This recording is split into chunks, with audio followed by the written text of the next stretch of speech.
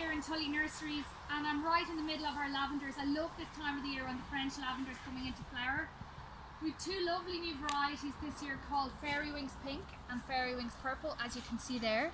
We're really encouraging people to use to plant lavenders for the bees, so watch out for this in social media. Absolutely love this, really strong plant, really strong flower stems. This one is a new compact stoaches variety called Lamorosia Purple Flag.